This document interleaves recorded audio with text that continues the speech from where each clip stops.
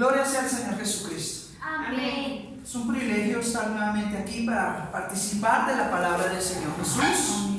Y les voy a invitar que tome su Biblia y vaya juntamente conmigo a Hebreos capítulo 13. Hebreos capítulo 13, para continuar con la enseñanza que hace 8 días iniciamos. ¿Cómo se llama? La vida que agrada a Dios. ¿Cómo se llama? La vida que agrada a Dios. Hoy vamos a dar la segunda parte de esta enseñanza, que está situada en Hebreos capítulo 13, y vamos a leer desde el versículo número 9 en adelante, porque la semana pasada leímos y explicamos hasta el 8. Amén. Dice la palabra de Dios de la siguiente manera. Hebreos 13, versículos del 9 en adelante. Gloria sea al Señor. La vida que agrada a Dios. Segunda parte. Dice así la Escritura: no os dejéis llevar de doctrinas diversas y extrañas, porque buena cosa es afirmar el corazón con la gracia, no con las viandas que nunca aprovecharon a los que se han ocupado ¿en qué? En ellas. Tenemos un altar del cual tienen derecho de comer los que sirven en el tabernáculo, porque los cuerpos de aquellos animales cuya sangre a causa del pecado es introducida en el santuario por el sumo sacerdote son quemados fuera del campamento, por lo cual también Jesús, para santificar al pueblo mediante su propia sangre, padeció fuera de la puerta. Salgamos pues a él fuera del campamento, llevando su vituperio, porque nosotros no tenemos aquí una ciudad permanente, sino que buscamos ¿cuál? La que está por venir. Así que ofrezcamos siempre a Dios por medio de él sacrificio de alabanza, es decir, frutos de labios que confiesen que su nombre, y de hacer bien y de la ayuda mutua no se olviden, porque de tales sacrificios se agrada ¿a quién? Dios. El Señor Dios. Versículo 17: obedezcan a vuestros pastores y sujétense a ellos, porque ellos velan por vuestras almas como quienes han de dar cuenta, para lo que hagan con alegría y no quejándose, porque esto no es provechoso. Oren por nosotros, pues confiamos en que tenemos buena conciencia, deseando conducirnos en todo bien. Y más os ruego que lo hagáis así, para que yo sea restituido más pronto. Y el Dios de paz, que resucitó de los muertos a nuestro Señor Jesucristo, el gran pastor de las ovejas, por la sangre del pacto eterno, os haga aptos en toda buena obra, para que hagáis su voluntad, haciendo en él ustedes lo que es agradable delante de él por Jesucristo, al cual sea la gloria por los siglos de los siglos. Amén. Vamos a dejar hasta ahí. Versículo número 9. No se dejen llevar por doctrinas diversas y extrañas, porque buenas cosas afirmar el corazón con la gracia, y no con las viandas que nunca han aprovechado a los que se ocuparon en ellas. Aleluya. Hace 8 días iniciamos este tema titulado La vida que agrada a Dios. Y la vida que agrada a Dios empieza desde el versículo número 1, hablándonos acerca de cosas tan importantísimas que miramos a profundidad hace 8 días, como el amor fraternal. El amor fraternal, que traduce como el amor de familia, el amor que nosotros como cuerpo de Cristo debemos tener los unos por los otros. Hace 8 días le preguntaba a los hermanos, si no estoy mal, si no estoy mal, así fue, ¿usted conoce el nombre de todos y cada uno de los hermanos de su iglesia? ¿Conoce el nombre de cada uno de los niños que participan en las reuniones? ¿Sabe usted cuáles son las necesidades, dificultades o quizás enfermedades por las que sus hermanos en la congregación están pasando? Y la gran mayoría dijo, ay no, pastor. Entonces la pregunta era, ¿dónde está el amor fraternal que la Biblia nos ordena a nosotros a tener como hermanos en la fe, como cuerpo de Cristo? ¿Dónde está eso? Porque muchos piensan que la iglesia solamente es un lugar para ir a congregarse un domingo o un miércoles o un martes o el día que sea la reunión, alabar, cantar, aprender algo de la palabra, saludar a uno que otro hermano y salir a su vida como si nada hubiera pasado. Y eso no es el cristianismo y eso no es la iglesia. Porque la iglesia no son las cuatro paredes, no son las edificaciones donde los hermanos se congregan. La iglesia somos nosotros, somos los hermanos. Nosotros somos los que componemos o conformamos el cuerpo de Cristo. Por eso alguien alguna vez dijo en la pandemia, es que están cerrando las iglesias. La iglesia no se puede cerrar porque la iglesia somos usted y yo. Y mientras el Espíritu Santo more en su corazón y en el mío, la iglesia nunca se va a cerrar. Amén. Recuerde que la Escritura dice, ningún arma forjada en contra del cuerpo de Cristo prosperará. Es decir, que si algún día nos dieran una ley que no nos permitiera congregarnos públicamente, aún así no se podría cerrar la iglesia, porque la iglesia somos nosotros y nuestra fe y el Espíritu Santo está en nosotros. Amén. Amén. Pero el amor fraternal habla de que nosotros debemos cada día procurar la unidad como cuerpo de Cristo. De la misma manera en que ustedes, mis amados hermanos, se interesan por el bienestar, por el alimento, por el vestido, por el abrigo, por cumplir las necesidades básicas del lugar donde usted vive, de ayudar a los con los que usted vive, su papá, su mamá, su esposo, su esposa, sus hijos, sus hijas, sus padres, sus madres.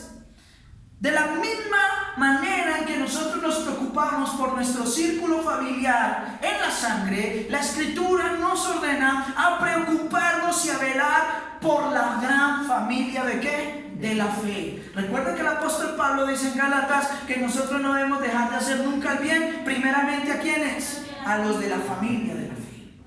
Luego nos habló de la hospitalidad, que hay que ser hospitalarios, y así otras cosas hablamos hace 8 días.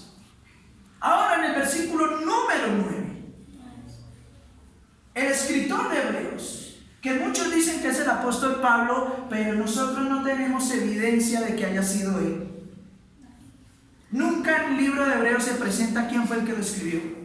Solo él empieza hablando. La iglesia a quien él escribió, o aquellos a quien él les escribió esta carta, seguramente sabían quién era el remitente, pero nosotros no sabemos eso. Se cree por los aspectos doctrinales, por el estilo de literatura, se cree que fue el apóstol Pablo, pero no hay garantía. Por eso lo más viable y lo mejor para decir es el escritor del libro de los Hebreos. Y el escritor del libro de los Hebreos, al igual que Jesús y los apóstoles, en el versículo 9 nos empieza haciendo una advertencia tremendísima. No se dejen llevar ¿de qué? De doctrinas diferentes, extrañas. No se dejen llevar.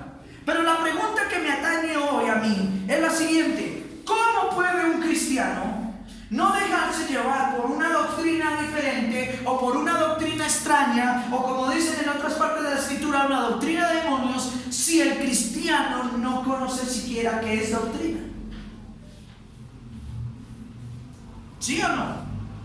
Usted le pregunta a la gran mayoría de cristianos ¿qué es doctrina? Y la gran mayoría de cristianos no saben responder o responden incorrectamente. Para los que están en el curso de discipulado, ¿qué es doctrina? La verdad de Dios revelada en su palabra en cuanto a cualquier tema. La verdad de Dios revelada ¿en dónde? En la palabra. ¿Con relación a qué? ¿Y cómo se llaman las enseñanzas que dan los hombres? Dogmas. ¿Cómo se llaman? Dogmas. Díganlo todos. ¿Cómo se llaman? Dogmas. Los dogmas son las enseñanzas que los hombres dan mal interpretadas de la Escritura. Las doctrinas son las verdades reveladas de Dios en toda su palabra con relación a cualquier tema. Es decir, si hablamos de salvación, la doctrina de la salvación, desde el Génesis hasta el Apocalipsis, el Señor nos dice siempre lo mismo de la salvación, y hay cualquier cantidad de citas y textos bíblicos que hablan de la salvación y siempre dicen lo mismo. ¿Amén? Amén. Cuando hablamos de la doctrina de la soberanía de Dios, desde el Génesis hasta el Apocalipsis, el Señor en su palabra nos habla de que Él es soberano y que Él tiene el control absolutamente de todas las cosas y que nada pasa si no es su voluntad. Y eso es una doctrina. Y yo les he hecho la misma pregunta. ¿Cuál es el dogma? La doctrina es la soberanía de Dios. ¿La doctrina es qué? La soberanía de Dios. ¿Cuál viene siendo el dogma ahí? Que la soberanía que depende de nosotros, o sea, La transversión de la palabra. La doctrina es la soberanía de Dios. ¿Cuál es el dogma? ¿Cuál es la enseñanza extraña o diferente que los hombres presentan de esa verdad revelada de Dios? Las religiones. No. Hermana Yaira, dígalo fuerte. ¿El libre qué? ¿El libre qué? Dígalo fuerte. Libre albedrío. Eso ya lo estamos viendo en las clases. Hay una doctrina, la soberanía de Dios. Dios todo tiene en un orden y unos tiempos establecidos. Inclusive la soberanía de Dios nos muestra que Dios desde antes de la fundación del mundo escogió unos para salvación y otros para condenación. Esa es la doctrina y está claramente establecida. unos para vasos de Uno como vasos de honra y otros como vasos de deshonra. Romanos 9 del 16 en adelante. Ahora bien, ¿el dogma cuál es? La doctrina extraña, la doctrina diversa, ¿cuál es? El libre albedrío. Empecemos por lo siguiente. La palabra o frase libre albedrío no existe en la Biblia una sola vez. No hay un solo momento en la Biblia en el que el Señor diga que al hombre le compete elegir sobre su salvación o escoger si se quiere ser salvo o no. El hombre tiene una libertad de elección en cuanto a qué voy a comer hoy, qué ropa me voy a poner. En el caso cuando va a escoger novia y no quiero coger esa. A mí no me vengan a decir que es que esta es la novia que el Señor me puso en el camino. No, señores. Porque generalmente el que escoge la mujer para vivir, ¿quién es? Y hay gente que dice, es que el Señor me la puso, yo oré, yo clamé, pero usted oró y clamó fue por esa, no por la que el Señor le mandara. Es que yo quiero esa. Entonces no es elección del Señor sino suya. En esas cosas, en las terrenales, en las humanas, en las del diario vivir, nosotros tenemos elección como personas. Pero en cuanto a nuestra salvación, nosotros no tenemos elección. Porque la Biblia dice, Efesios capítulo 1 del versículo 4 en adelante, según nos escogió en él, ¿cuándo? Antes de la fundación del mundo. ¿Quién nos escogió? Dios. ¿Desde cuándo? Desde antes de la fundación del mundo. ¿Para qué? Para que fuésemos santos y sin mancha delante de Él. Versículo 5. En amor, habiéndonos como predestinados. Habiéndonos predestinados. Efesios capítulo 1, versículos 4 y 5. En Romanos, en el capítulo 8, del versículo 28 en adelante, dice el Señor, a los que amamos a Dios, todas las cosas nos ayudan a bien. ¿Pero esto es a todos? ¿Es inclusive a todos los que dicen amar a Dios? El texto no dice eso, el texto dice a los que aman a Dios, todas las cosas les ayudan a bien. Y muchos se quedan con esa cita bíblica, no siguen leyendo. Versículo 29. Esto es a los que conforme a su propósito, el de Dios, son llamados.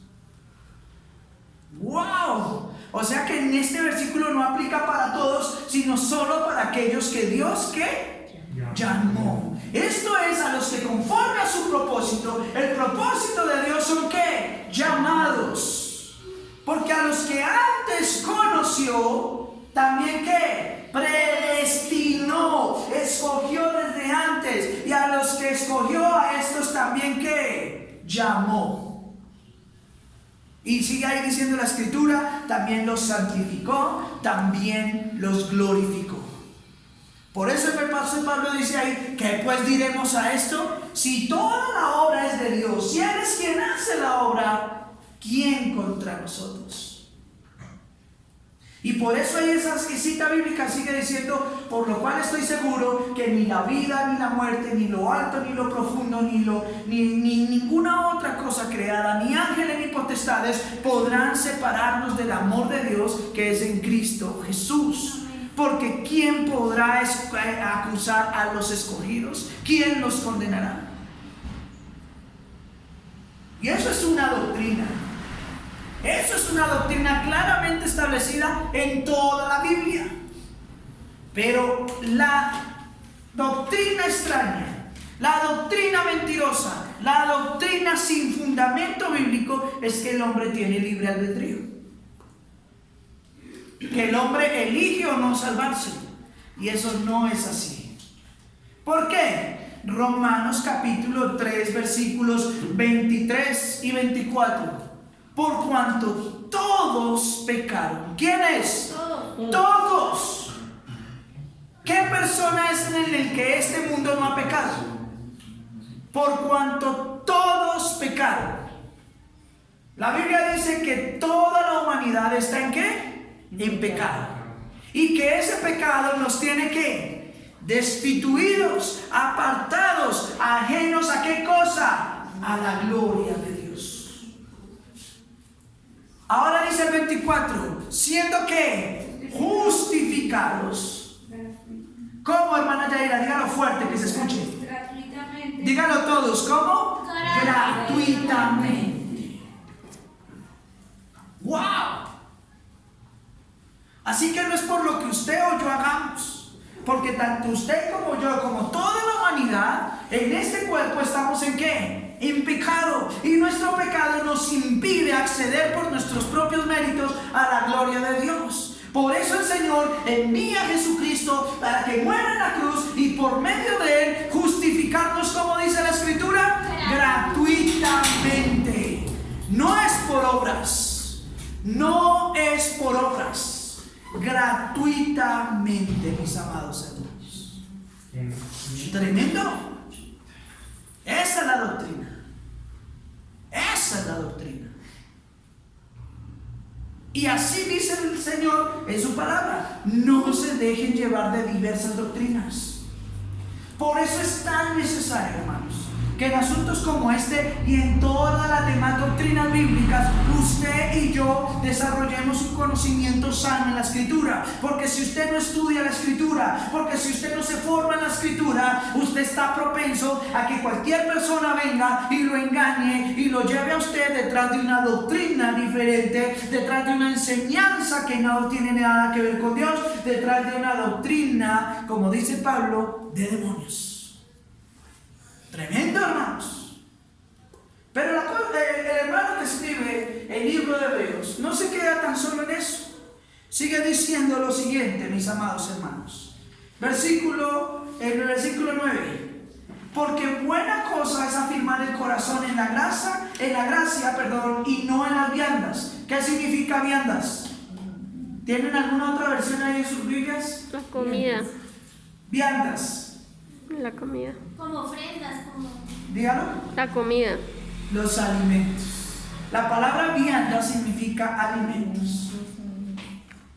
Buena cosa es afirmar el corazón ¿en qué? En la gracia y no en qué. En el alimento. Dígalo fuerte, ¿y no qué? En los alimentos. Que nunca aprovecharon a los que se ocuparon de ellos. ¿Usted sabe de qué está hablando aquí el Señor? Resulta que los judíos, por la ley, le daban importancia a todo lo que la ley decía en asuntos, por ejemplo, como la comida. Los judíos decían: esto se puede comer, esto no se puede comer, esto se puede comer, esto no se puede comer. Y resulta que por comer esto, no comer esto, decían que una persona era o no era salva. Pero resulta que aquí la Biblia dice que la gracia superó todas esas cosas y que no sigamos desgastándonos en asuntos de la ley como la comida, que no aprovechan a los que se ocupan en ellas. Porque hay personas personas que en la religión cristiana, en la fe cristiana, en el lugar donde están, viven desde que llegan a una iglesia hasta que se mueren, llevan 40 años hablando de un asunto o de dos asuntos y se les olvidó hablar del resto de la Biblia. Una vez tuve la oportunidad de compartir con un hermano que asiste a una iglesia unicitaria, donde hablan de la unicidad. Y entonces me dijo, es que es el bautismo en el nombre de Jesús, es que Jesús es Dios, es que el sello del Espíritu Santo es hablar en lenguas. Y yo le dije, listo. Y volví otra vez a hablar con él y volvió y me dijo las mismas cosas, las mismas dos o tres cosas. Yo le dije ese día, la última vez que hablamos, le dije, hermano, quiero hacerle una pregunta. ¿Cuánto tiempo lleva usted en el Evangelio? 40 años. Y le dije, ¿y usted en 40 años solo ha hablado de esas tres cosas? Y el resto de la Biblia. Y el resto de lo que enseña Dios. Ah, no, es que esto es importante. Yo le digo, eso es importante, pero el resto de la Escritura. ¿Dónde está el resto de la Escritura? ¿Dónde están todas las demás doctrinas bíblicas? Usted me habla de una sola doctrina y está errada. ¿Y las demás 20, 25 doctrinas dónde están? Tremendo. Y el hombre me dijo, ¿cómo así? Le dije, claro. ¿O usted cree que la Biblia solo habla de un solo tema? Porque se dice que la sangre no se puede comer, ¿no? Aquí en las Biblias dice que la sangre no se... La sangre, hermanos. Y interprete esto, cuando dice que la sangre no se puede comer, no quiere decir que usted no pueda comer carne, porque la carne viene untada con la sangre del animal. Usted ponga una carne en reposo ahí y verá que ella bota la agüita con sangre. Uno la está asando y sigue desfrutando. La Biblia cuando habla de la sangre es que usted literalmente no tome un vaso de sangre de un animal.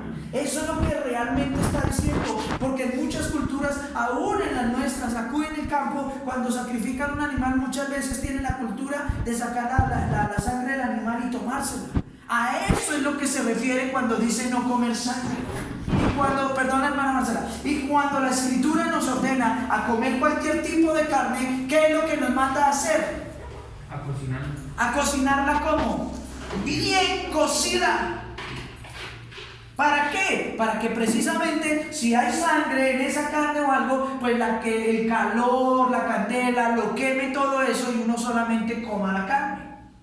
O si tiene bacterias. O si tiene bacterias las mate, exactamente. ¿Por qué prohibir la sangre? Porque la sangre trae contaminantes, trae bacterias. Esa es el real mandamiento del Señor. Pero muchos han tomado estas enseñanzas y las han ¿qué? Tergiversado.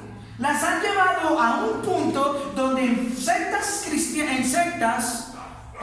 que no son cristianas, toman a un niño, lo llevan a un hospital y le dice el doctor, para salvar al niño, le dice el papá, para salvar a su hijo hay que hacerle una transfusión de sangre. Y entonces, mal llevados por doctrinas diferentes, le dicen, no le hagan transfusiones porque se va al infierno. Y dejan morir a su hijo o a su hija, esposo o esposa, por no hacerle una transfusión de sangre. ¿Por qué? Porque toman partes de la Escritura y las sacan de su contexto sin tener en cuenta lo que el resto de la Biblia dice. En el Evangelio de San Juan dice que el verdadero amigo, ¿qué hace? Da su vida por sus amigos. ¿Qué hizo Jesús? Dio su sangre por nosotros. Y si a usted y a mí nos tocara dar nuestra sangre para salvar otra vida, hagámoslo. Estamos siguiendo el ejemplo de Jesús. Pero hay sectarismo, hay religiones, hay lugares donde toman las Escrituras, las tergiversan y enseñan doctrinas ¿de qué? De demonios, doctrinas destructoras. Por eso, mis amados hermanos, dice aquí la Escritura, es mejor afirmar el corazón ¿en qué? En la gracia, en la poderosa obra que Cristo hizo por usted y por mí. ¿En dónde? En la cruz del Calvario. Amén. Amén. Sigue diciendo la Escritura, versículo número 10. Tenemos un altar del cual no tienen derecho de comer los que sirven en el tabernáculo, porque los cuerpos de aquellos animales cuya sangre a causa del pecado es introducida en el santuario por el sumo sacerdote son quemados ¿dónde? Fuera del campamento, por lo cual también Jesús, para santificar al pueblo mediante su propia sangre, padeció fuera de la puerta. Salgamos pues a él fuera del campamento, llevando su vituperio, porque no tenemos aquí una ciudad permanente, sino que buscamos la que está por venir. Ojo a esto, mis amados hermanos. Recuérdense que en la ley había sacrificios sacerdotales. Se sacrificaban animales y se derramaba la sangre de animales inocentes para pedirle perdón o para ofrecer expiación por los pecados del pueblo por medio de la sangre de esos animales. Amén. Y esa era la ley.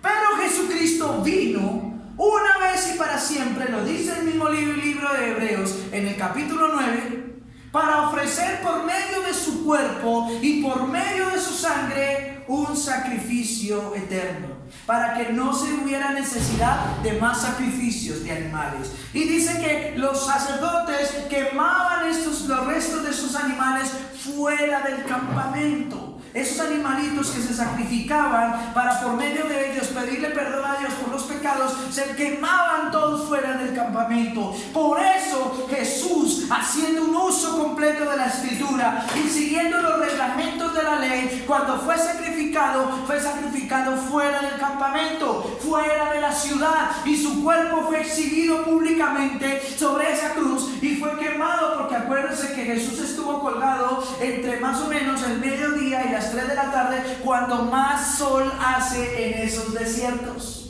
Y recuérdese que él estaba en carne viva. La escritura dice que él estaba desnudo, completamente desfigurado, con su cuerpo totalmente desgarrado, su carne botando sangre por todos lados. Lo que muestran en algunas películas, que son como muy crudas, dicen algunos, no alcanza a ser ni la mitad de lo que realmente quedó, como quedó Jesucristo, porque la escritura dice que Jesucristo en su cuerpo quedó completamente desfigurado en esa cruz, completamente, porque el castigo que recibió fue atroz, porque los latigazos le levantaron la carne.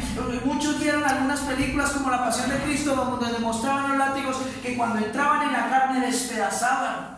Y así, después de haberlo desfigurado, lo siguieron golpeando, escupiendo. Luego, después de eso, le pusieron una capa áspera sobre su cuerpo. Usted cuando se quema, hermano, no consiente que nada lo toque donde esto se quema, y ahora le ponen una capa áspera sobre un cuerpo desgarrado. Le ponen una corona de espinas y se la arraigan sobre su cabeza. Y fuera de eso lo ponen a llevar la cruz desde la ciudad hasta el Gólgota, donde fue crucificado. Y aún así, estando en semejante condición, lo terminan de clavar. Muchos le ponen el clavo aquí, pero el clavo realmente era aquí, para que si el cuerpo se desgonzaba, quedara entre estos dos huesitos y no se cayera de la cruz. Traspasaron sus pies. Y no constantes con eso, traspasaron su costado con una lanza. Y como ya no había sangre, salió fue agua mezclada con sangre. Y en ese estado estuvo durante más de 3 horas colgado en una cruz, al sol, asándose, quemándose vivo en ese lugar. En la película pasa que cuando ya lo hacen o lo chuzan con la lanza, expulsa agua. Y ahí como que ellos se aterran porque dicen verdaderamente este era el Hijo de Dios. Se sorprenden. Ahora, consideren a Jesús, que sufrió tal contradicción de pecadores en sí mismo, que no habiendo cometido un solo pecado, pagó por los pecados de muchos. Consideren esto que Jesús sufrió, para que usted hoy no venga a quejarse porque un día, y perdón que lo que tenga que decir, pero siempre lo he venido diciendo reunión tras de reunión.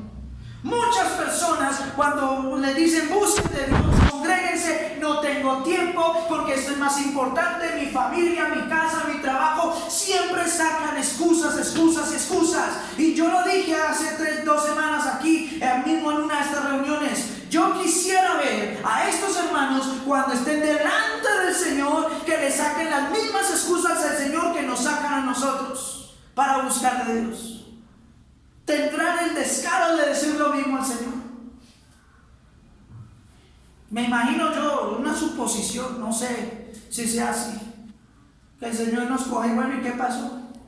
No, Señor, mi familia, mi casa, mi carro,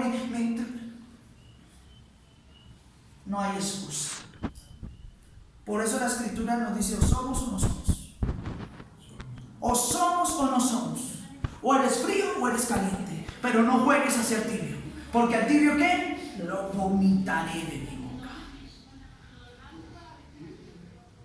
Buscar a Dios, buscar su presencia, reunirnos como iglesia, quiero decirlo aquí públicamente, no es una opción. No está sujeto a si usted quiere o no quiere hacerlo. Si usted dice que es hijo de Dios, eso debe ser una ¿qué? Prioridad en su vida, lo primero en su vida. Si no, no hay lo que seamos cristianos. y es terrible que muchos teniendo el tiempo, todo para poder hacer estas cosas, no lo hacen. Y me sorprendo, y tengo que decirlo públicamente, me sorprendo que hay gente que está en contra de todo, con trabajos, con todo, con unas ocupaciones terriblísimas, pero aquí llegan, pero van a las clases de estudio bíblico los miércoles, pero buscan, hacen, me llaman, pastor, ¿qué hay que hacer? ¿Qué necesita? ¿Qué hacemos? Y el que tiene todo el tiempo del mundo no lo hace. Por eso la Biblia dice también que el reino de los cielos se hace ¿qué? Fuerte. ¿Y solo quiénes? Los valientes lo arrebatan. Son muchos los llamados. La vida que agrada a Dios nos demanda que nosotros tengamos compromisos reales con el Señor, no con la iglesia o la congregación, no con el pastor de la congregación, sino con el Señor mismo. Yo no voy a la iglesia por agradarle al pastor o a mis hermanos. Yo voy a la iglesia para cumplir mi deber, como lo dice Hebreos capítulo 10, de no dejando de congregarnos, como algunos tienen por costumbre. Y es que uno ya es carta leída. Bueno. Uno ya le pone Uno es carta leída, sí señor. Ahora bien, y ahí como que uno yo no estudio. ¿Va a ir o no va a ir? Amén. Póngale cuidado, yo no estudio la palabra para ver si aprendo o no aprendo. Yo estudio la palabra para cumplir lo que Jesús dijo: escudriñen las escrituras porque a ustedes les parece que en ellas hay vida eterna. La vida que agrada a Dios es una vida que nos demanda a nosotros esfuerzo y compromisos. No con los hombres, sino ¿con quién? Con el Señor. Y así como los animales se sacrificaban fuera del campamento fue sacrificado Jesús. Por eso dice la Escritura: salgamos pues a Él fuera del campamento.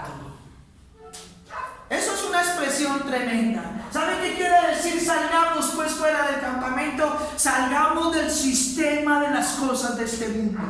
Este mundo nos quiere mantener dentro de un sistema, dentro de un conducto, dentro de una regulación donde actuemos conforme el mundo gira, con sus corrientes, con sus ideologías y pensamientos. La Biblia nos dice que la vida que agrada a Dios es que usted salga fuera del mundo, fuera del sistema, fuera de las corrientes de de la humanidad. Salgamos fuera de estas cosas y busquemos allá afuera a Jesús, el autor y consumador de la fe, y vivamos como es agradable a Dios y no como al mundo le agrada, porque el mundo nos quiere tener ahí en un círculo vicioso, nos quiere tener ahí oprimidos por el trabajo, por las necesidades, por cumplirle a hombres, por cumplir a ciertas cosas. Pero Dios nos dice: sal fuera de ese sistema y no haz las cosas más como el mundo las hace, sino hazlas como es la voluntad justa, perfecta y agradable al Señor Jesucristo. Amén. ¿Cuánto le puede dar un aplauso al Señor por eso?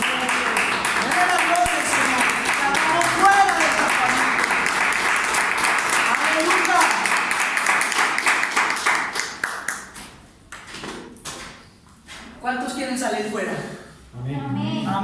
Salgamos se fuera, siente hermanos. uno diferente. Amén. Siente uno que se sale de allá como de una cárcel. Siente uno y llega a una parte donde hay como libertad, algo siente raro, siente. Amén. Gloria a Dios. Entonces, Versículo 13. Salgamos pues fuera del campamento, llevando su ¿qué? Su vituperio. A Jesús lo señalaron, lo criticaron, se burlaron de él, lo trataron de lo peor. Y no se le haga raro que a usted como cristiano lo señalen, lo critiquen, le estén buscando cada día una excusa para señalarlo. Ay, pero es cristiano y mire, ay, pero este cristiano, porque siempre por cualquier cosa nos van a señalar o juzgar. Pero recuerden las palabras de Cristo: en este mundo, por causa de mi nombre, a ustedes ¿qué? Los vituperarán, los perseguirán, los ultrajarán, los golpearán, si es posible los matarán por causa de mi nombre. Pero confíen, porque yo he vencido al mundo. Tremendo. Versículo 15. Así que, hermanos, ofrezcámosle siempre a Dios por medio de él, ¿qué cosa? ¿Sacrificio de qué? De alabanza. Dígalo fuerte, ¿sacrificio de qué? De alabanza. Sacrificio de alabanza. Es decir, frutos de qué? De labios que confiesen su nombre. Oiga, hermanos, muchos hermanos cuando llegan a las reuniones, uno les dice: hermano, ore, no espere que el pastor ore, ore usted también, pídale a Dios. Bien. Uno le dice: abra la boca y... sí, al menos ábrala un poquito. Ore. Empiezan así. No. Y aquí la Biblia nos dice lo contrario. No se dé látigo usted mismo tratando de hacer cosas tremendas. Hágalo más simple. Abra su boca y alabe. ¿A quién? Al Señor. Amén. Alábelo, gócese. Cuando estemos en las alabanzas, cante con gozo. Cuando estemos en las oraciones, si el pastor dice: bendice a los niños, usted diga: amén, gloria a Dios. Abra su boca, denle frutos del labio que alaben su nombre, mis amados hermanos. Eso es una alabanza, eso es adoración, eso es adorar al Señor realmente, con una adoración que viva. Tremendo. Ahora, ¿lo está haciendo usted? ¿O tiene que seguir trabajando en eso? Creo que toca. Recuérdense que la vida que agrada a Dios no es una opción. O lo hacemos o apaguemos y vamos. Todos dicen querer agradar al Señor, pero no todos hacen lo que es agradable al Señor. Ahí hay un gran error. Hace 8 días terminó la escritura en el versículo número 8 que decía 7 y 8 que dice: acuérdense de vuestros pastores que les hablaron la palabra de Dios, consideren cuál haya sido el resultado de su conducta e imiten su fe. ¿Cierto? Y ahora en el versículo número 17, el escritor de Hebreos nos vuelve a reforzar esto diciendo lo siguiente: obedezcan ¿a quién? A nuestros pastores. Vea, ahí sí empiezan a hablar los pastores. ¿Dónde pasó?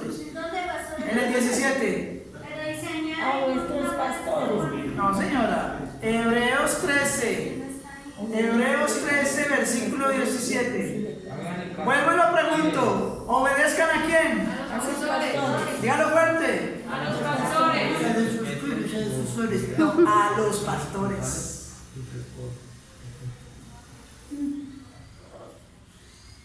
Y que hagan con ellos y sujétense a ellos, porque ellos velan por vuestras almas como quienes han de dar cuenta, para que lo hagan con alegría y no quejándose, porque esto es provechoso.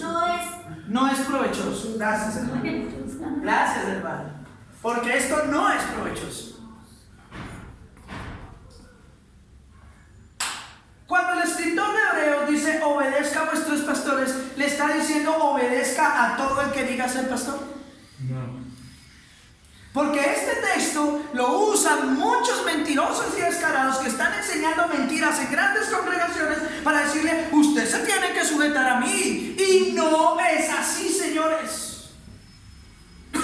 ¿A qué pastor me debo sujetar yo? Al que enseña la verdad de la palabra de Dios. Hermana, dígalo más fuerte para que lo escuchen El que ahí. enseña la palabra de Dios, o sea, la verdad. El de que la enseña la palabra de Dios. En Efesios, si no estoy mal, capítulo 5, del versículo 21 en adelante, hay un tema que habla de la sujeción. Habla de la sujeción del hombre a Cristo, de la mujer al hombre y así sucesivamente, de la sujeción de las casadas a los esposos. Pero ¿saben cómo dice el versículo 21? Empieza diciendo, no dice sométanse a los demás porque sí, no, dice sométanse los unos a los otros. ¿En qué cosa? En el temor de Dios. ¿En el qué? En el temor de Dios. Sométanse los unos a los otros en el temor de Dios. ¿Qué quiere decir? Que cuando usted se sujete a un pastor, debe hacerlo porque usted sabe y reconoce que ese pastor está sujeto ¿a quién? A Dios en su temor.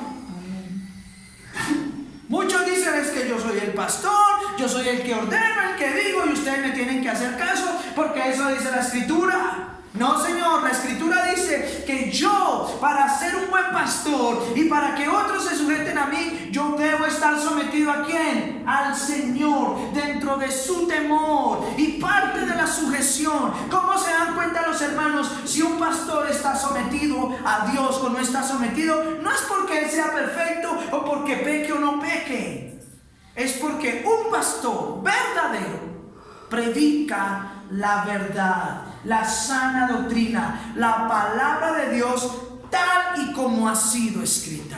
Y cuando usted tiene el privilegio, y debo decirlo, cuando nosotros tenemos el privilegio de tener un pastor así, debemos someternos porque nos está enseñando la verdad, no nos está enseñando mentiras. Y porque la Biblia dice que cuando un pastor hace las cosas bien delante del Señor, Él tiene que dar cuenta de ustedes. Ahora, Y cuando procura vivir en amor, pastor, porque y cuando procura vivir en amor, pero eso hace parte del temor de Dios. Nosotros sobreentendemos que cuando un hombre está sometido al temor de Dios, está haciendo todo correcto. La Biblia dice, Jesús le dijo a Pedro, ¿no? Refiriéndose a esto del pastorado: Pedro, ¿me amas? Sí, Señor, te amo. ¿Qué le dijo? Apacienta mis ovejas. ¿Qué significa apacentar? Cuidarlas, protegerlas, alimentarlas, ver por su salud, por su bienestar. Y no se lo dijo una vez. Vuelve por segunda vez y dice, Pedro, ¿me amas? Y Pedro, sí, Señor, yo te amo. Apacienta mis ovejas. Y por tercera vez, Pedro, ¿me amas? Y Pedro ya con la chispa afuera, sí, Señor, usted sabe que yo lo amo. Pues entonces apaciente mis ovejas, cuídelas, ámelas, protégelas y trátelas con dignidad, porque yo mi vida doy por ellas. El buen pastor su vida da por las ovejas. Y si un pastor no es capaz de tratar, como lo he dicho acá, con amor, con dignidad y con respeto a sus hermanos, no es pastor.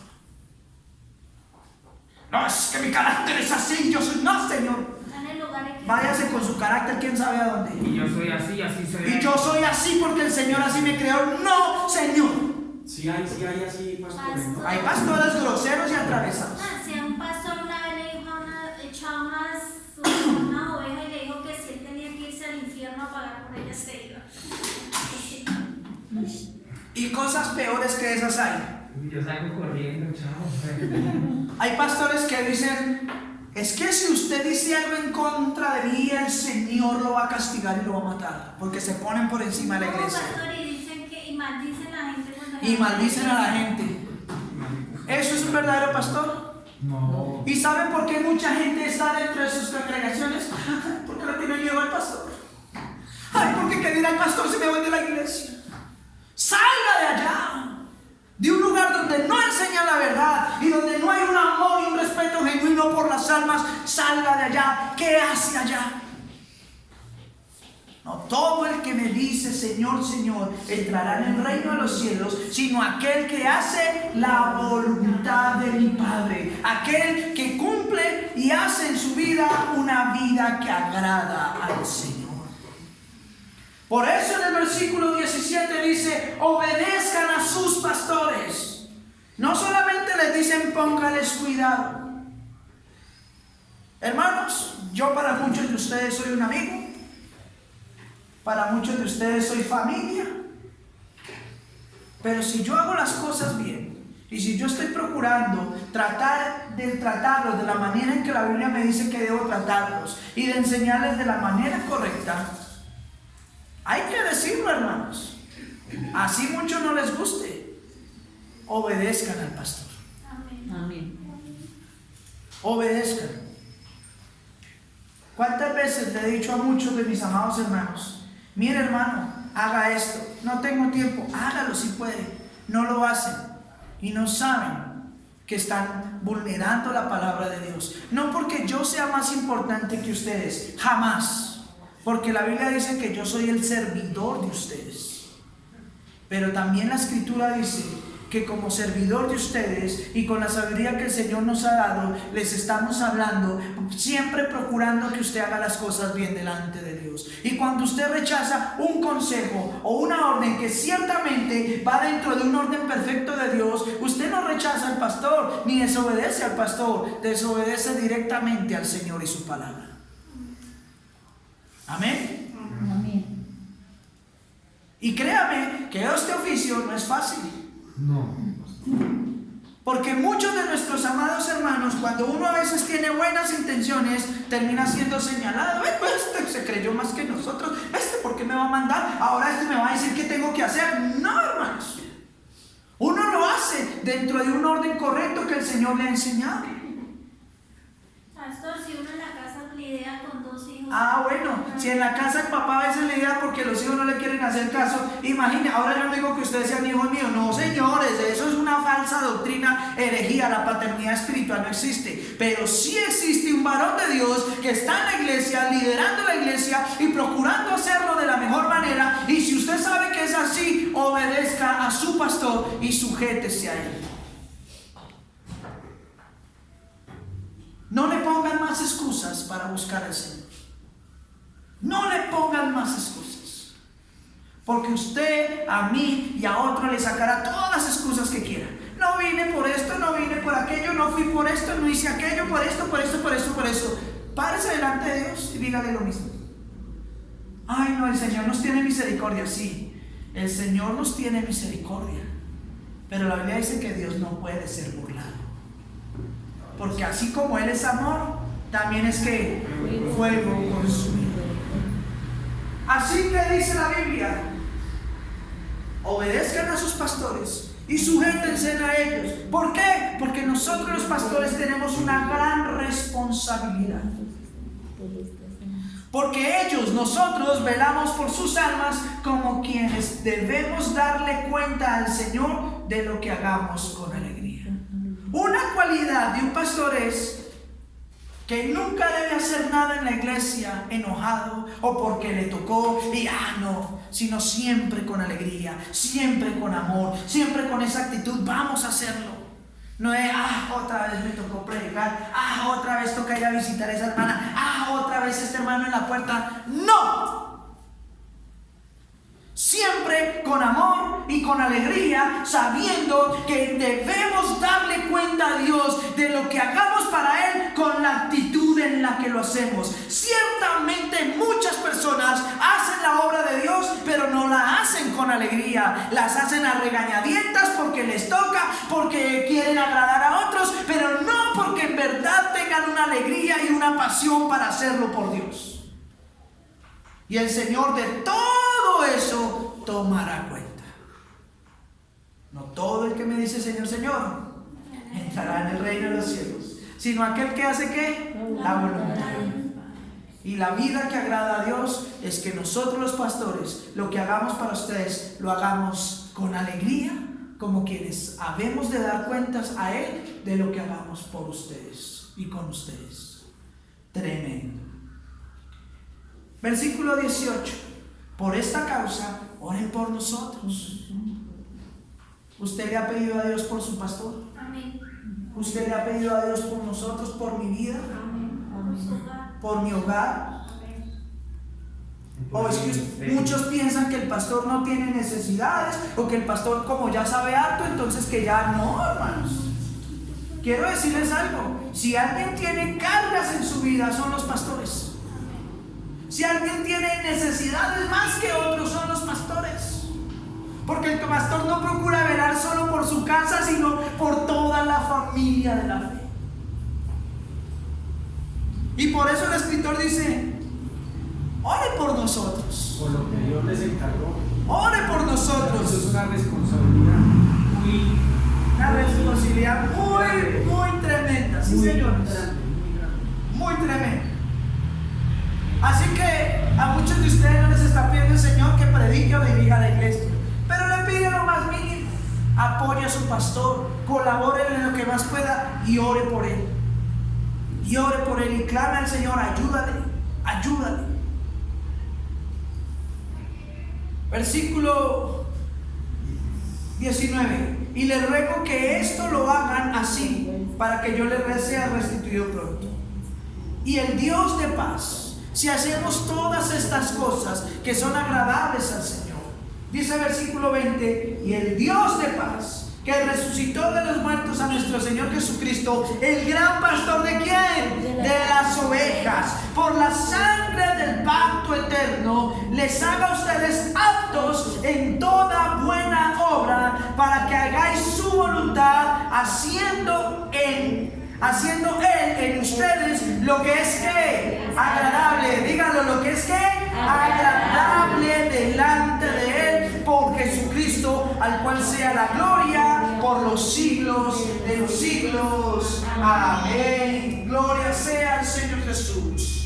Y por lo demás, procuremos siempre llevar una vida haciendo buenas obras, haciendo buenas acciones, tratando bien a nuestros hermanos y a nuestros semejantes, procurando en todo lo que hagamos ser agradables al Señor, ofrecerle al Señor una vida agradable a Él. Y el Dios de paz y el Dios de gloria, Jesucristo nuestro Señor, el gran pastor de las ovejas, por su sangre traerá vida, plenitud, paz y bendición a los que procuremos vivir conforme al Señor le agrada. A su nombre sea la gloria y la honra por todos los siglos. Amén y amén. Gloria sea al Señor Jesús.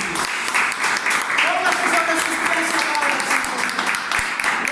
Señor. Póngase sobre sus pies y vamos a orar y darle gracias al Señor. Procuremos vivir como es agradable al Señor. Dar una vida que es agradable. Aleluya.